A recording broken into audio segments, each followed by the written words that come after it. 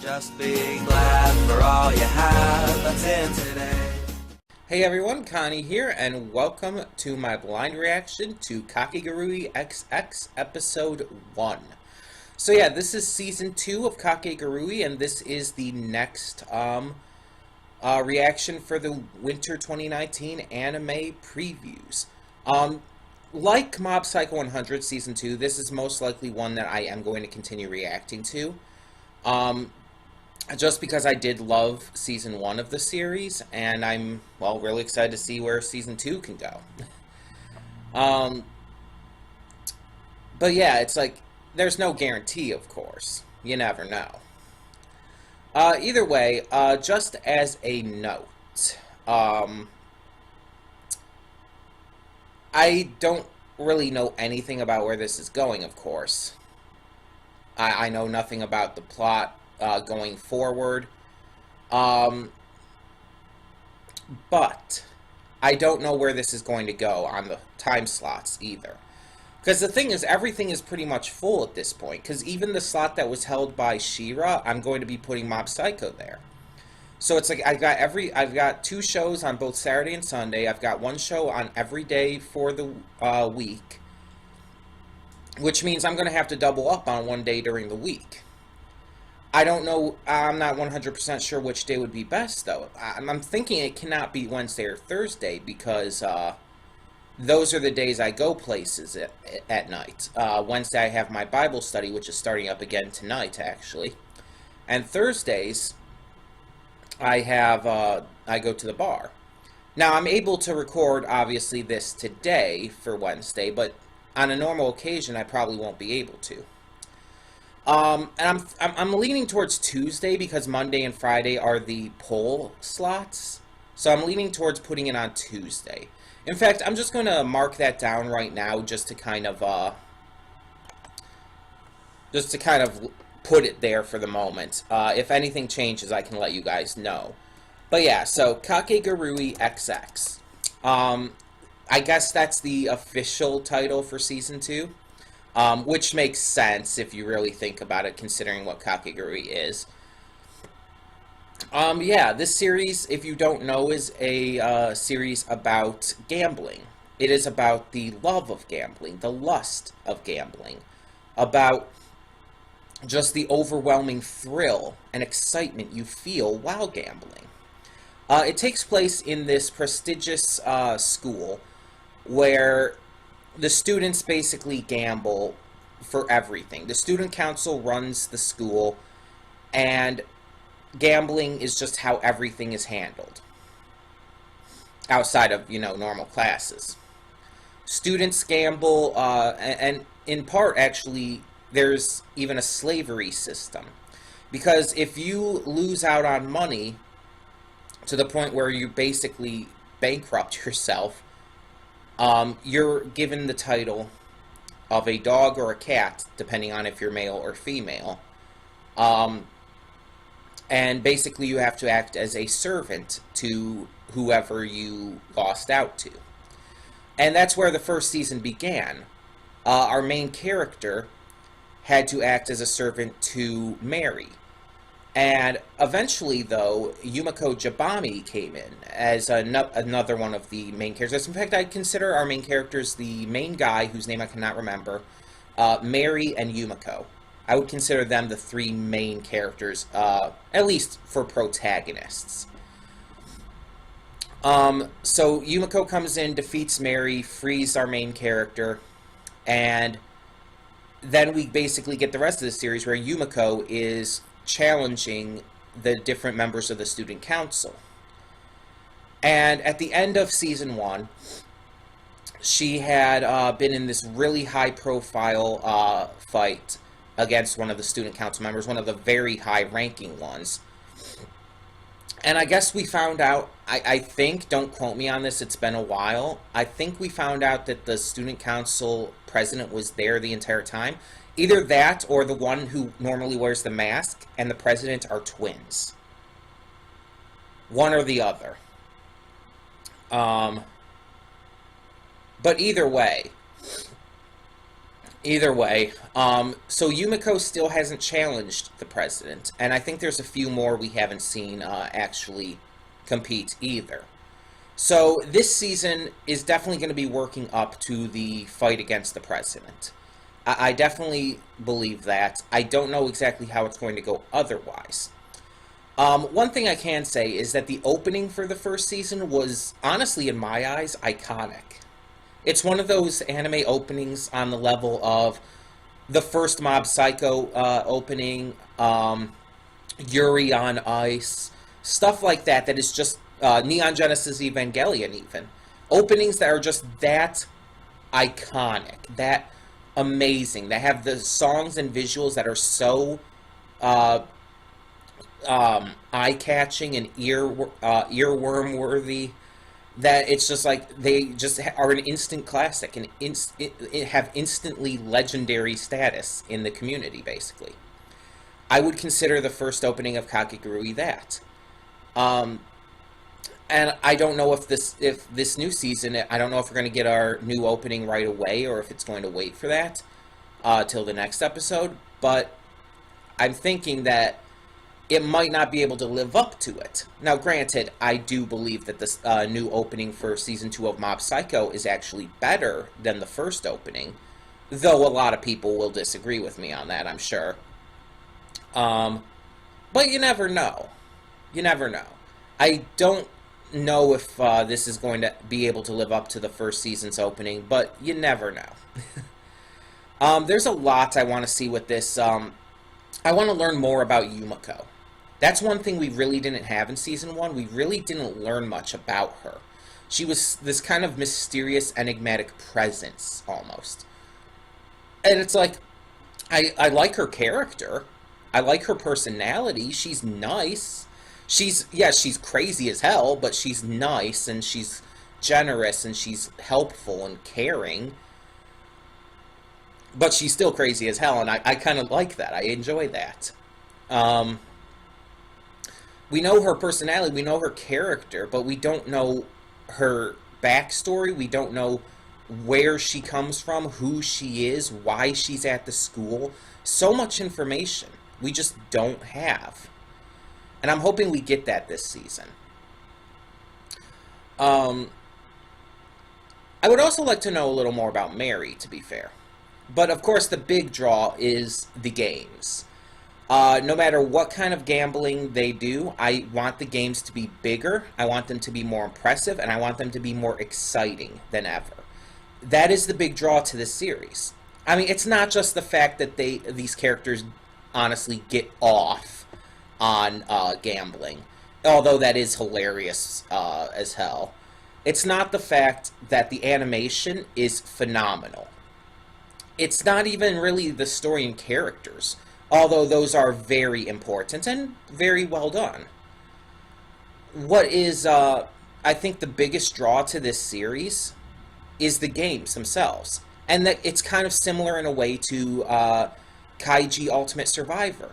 Kaiji Ultimate Survivor is another series about gambling, and one of the big draws for that was seeing how they could step it up with each new death game that President Hyodo and his team, including Tonegawa, thought of. I do need to get back to Middle Manager Tonegawa at some point, the spin-off to that. But the point is, with Kaiji, it's like it's the same kind of thing. That is one of the big draws. Yes, Kaiji's great as a character. Yes, there's other fantastic characters. Yes, the story is great. I love all of that. But let's be honest.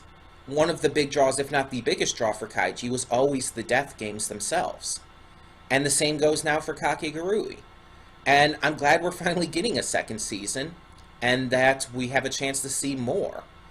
I know one character we haven't seen actually compete yet is that little girl who's um, in the student council. I don't think she's actually a little girl. I think she's just small. She wears the kigurumi, the dog-like kigurumi, and I think she always has a lollipop on hand.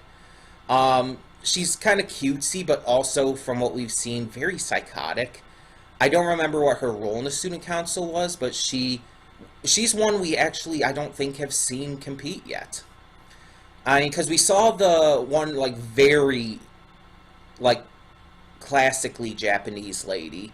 I don't know how else to put it. I really don't. It's very classic Japanese. Like, she has the, I don't think that's a yukata. I'm not sure. I get some of those phrases and terms mixed up, so. But either way, she has, like, the robe, and she just looks very classic Japanese. Very, very olden days, I guess is the best way to put it. I don't know. You know who I'm talking about. We saw the one guy with the glasses. I think he was actually the final battle. We actually haven't seen the masked girl, whether she is the president or a twin or whatever is going on there. We haven't seen her compete either. By the way. We saw the crazy-ass girl with the guns. We saw that. We saw the girl who has the nail fetish. And she actually became a good guy in the end and helped with the final battle. So I think there's still maybe a couple more to go with the student council, but there might even be more non-student council battles or games we have to go through. Who knows how it's going to work. Either way, I'm excited to find out, so we're just going to get this started. When the screen fades to black, pause this redirect and go to the description below. Follow the link to the reaction, and after you watch it, come back here to the redirect and resume play. Because after it fades to black and then fades back in, everything from that point forward will be my afterthoughts, and will contain spoilers to the episode. So that being said, thank you so much for tuning in, and I will see you at the reaction. Okay, and we are back, and we'll begin with spoilers in 3, 2, 1, now. Okay, so episode 1 of Kakegurui XX. Yeah, that was good. That was pretty much what I expected it to be. We kind of just really went into things, though. It started off with a game against this girl I guess we haven't seen before. And we find out she's part of the Momobami clan at the end there. Apparently, a bunch of new student council members were just brought in.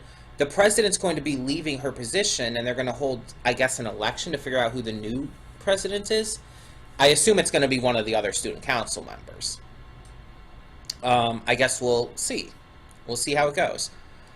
Didn't the white-haired guy, white-haired now, his hair turned white from during his game, didn't he want to be president or something? Maybe it'll be him. I don't know. But either way, so the game we got in this episode was a guillotine game of chance.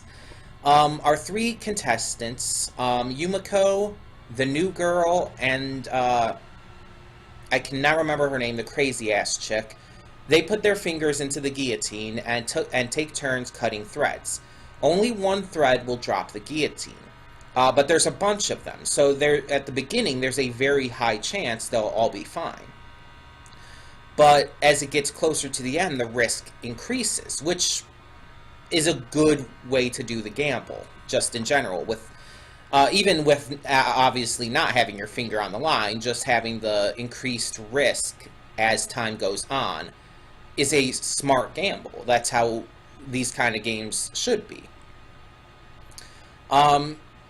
And we find out that the new girl, she apparently had a partition placed in the machine that would actually come to protect her finger, specifically her finger, because specifically in that spot, when the guillotine would drop, so that she'd be safe no matter what. Basically cheating, which, as we know, the student council members have always been prone to do. So, she's feeling safe until Yumiko, I feel, figured it out and made sure, asks the other girl, the hoodie girl, the dog hoodie girl. Again, it's going to take me a little bit to try and remember their names. But she asks her, like, you made sure to set it properly, right? And their exchange and all starts to worry the new girl, to where she actually starts to think, no, when she was checking things, she didn't actually take the partition out, did she? Because we know that the girl with the hoodie, we know she's impartial. She's not going to play favorites here. It made very clear to point that out. So I'm thinking she did. And now the new girl she's broken down in tears. She's scared and she's broken down in tears. Which is definitely interesting. She hasn't withdrawn yet. But she's definitely afraid now. So I wonder what's going to happen when we see the outcome of this game in the next episode. But yeah, that was those were the real big things that this episode had to offer. The new game, as well as the student council welcoming the Momobami clan. The other thing to note, though, is that Yumiko doesn't like this crazy girl. The one who had the gun game. And I guess that makes sense, because if I remember right, and if I remember right from seeing, the very hard to read flashbacks, if I remember right, the crazy ass girl, when Yumiko had her game with her, the crazy ass girl actually upset her. I don't remember what it was. I don't remember exactly what it was that she did or said or whatever. But it actually got Yumiko legitimately angry. And I think it was the only time we ever saw her like that. So, I think Yumiko hasn't gotten over that, and she still doesn't like her. We saw that, and even Susui said, he made a point of saying, that Yumiko usually likes people. She's not usually like this towards people. So it's yeah, this is interesting. But at the same time, during the game, we can see that they're cooperating and they're agreeing on the thrill of the gamble. That they both agree that the thrill of the gamble is what really makes it fun, what really makes it exciting. So they both have a very similar mindset, but I think Yumiko doesn't like this girl, because I think the crazy ass girl, I think she's Yumiko's crazy side, but without a filter and without stop. See, Yumiko has her crazy side when she gambles, but other than that, she's nice, she's kind, she's generous, she's caring, she's just a kind of an ordinary nice girl. It's when she gambles that she gets kind of crazy, but she doesn't even get as crazy as this girl. And I think that this girl kind of unnerves her as well. And again, there is the reason from season 1. I don't remember exactly what happened. I could probably look that up, just look up a list of episodes and see the general synopsis.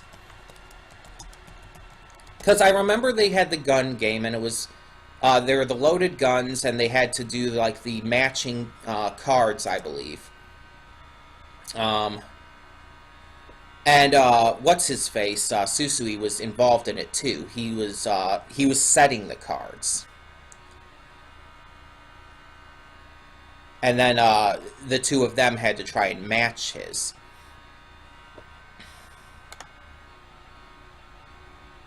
Let me see.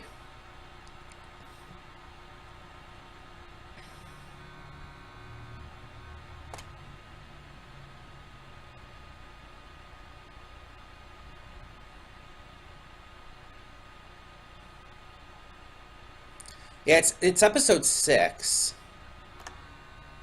Huh. I'm seeing the synopsis here, but it doesn't actually say, why she got upset at her.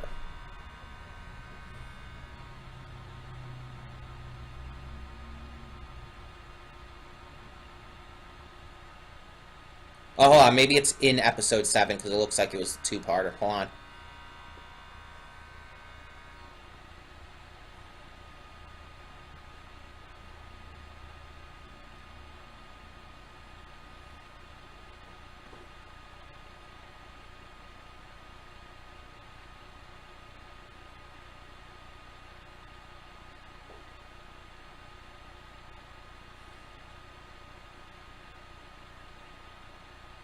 Okay, that's why.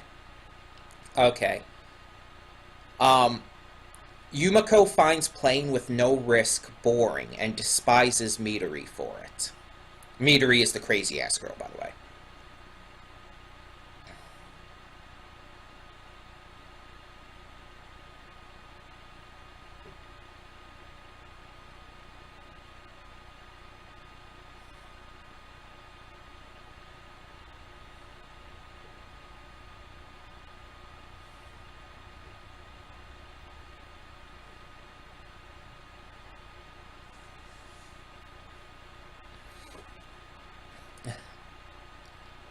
Yeah, so it's basically that she figured out the way Midori was cheating and everything, because, you know, the student council, as I mentioned, are prone to cheating during their games. Um, and she basically realizes that there's not really as much of a risk at all.